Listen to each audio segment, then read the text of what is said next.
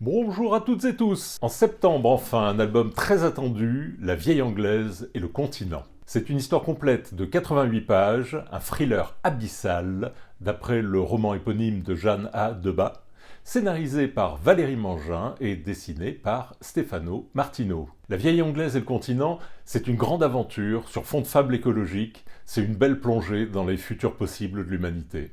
La Vieille Anglaise et le Continent, avant d'être une bande dessinée, c'est un court roman de Jeanne Debat. Juste avant de me mettre à son adaptation, je m'étais promis de plus en faire, de me consacrer à mes projets personnels. Mais j'ai vite craqué quand Christopher Leston m'a proposé de travailler sur l'œuvre de Jeanne. Nous sommes de vieilles connaissances tous les trois, c'est toujours sympa de tenter de nouvelles aventures créatives avec des gens avec qui on avait surtout l'habitude de voir des coups en festival. J'ai surtout accepté d'écrire cette adaptation parce que je suis une grande fan de La Vieille Anglaise. Ce roman est une des toutes meilleures histoires de SF française pour moi. J'adore le personnage principal, Anne Kelvin, la vieille anglaise en question. C'est une activiste écologiste radicale qui n'a peur de rien et c'est surtout une vieille dame indigne au meilleur sens du terme. Elle est aussi amusante et attachante qu'exaspérante.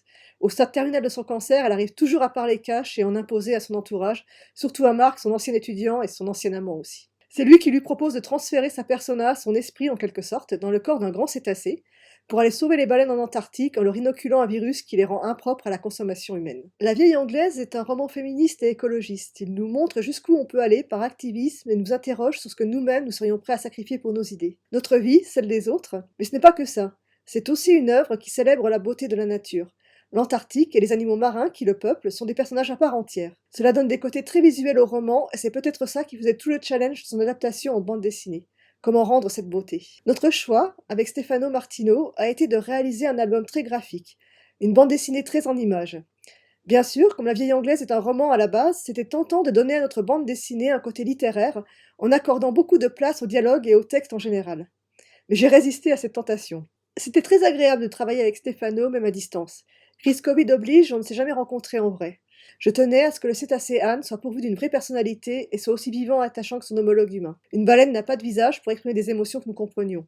Sacrée expérience pour une scénariste et un dessinateur de bande dessinée. Este proyecto es un poco particular. Es un cambio de estilo completo en comparación con todo lo que he hecho antes.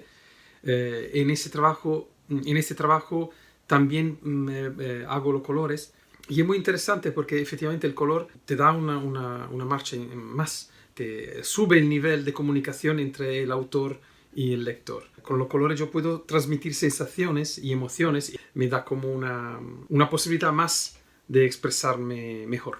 Entonces de costumbre estoy más conectado con el fantasy, la gente me ve por fantasy o ciencia ficción.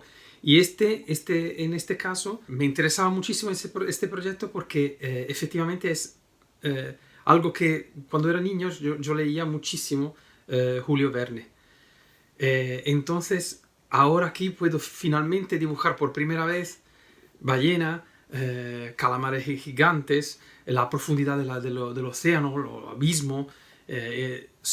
Súper interesante y encima es una historia que se conecta mucho con mi ser, mi personalidad, una historia féministe, verde. En 2008 et 2009, le roman avait raflé tous les prix majeurs de la SF française, le Grand Prix des Imaginales, le prix Julia Verlanger et le Rony est né, rien que ça. Alors, nul doute que l'album, toujours ancré dans des réflexions toujours pertinentes, marquera tout autant ses lecteurs.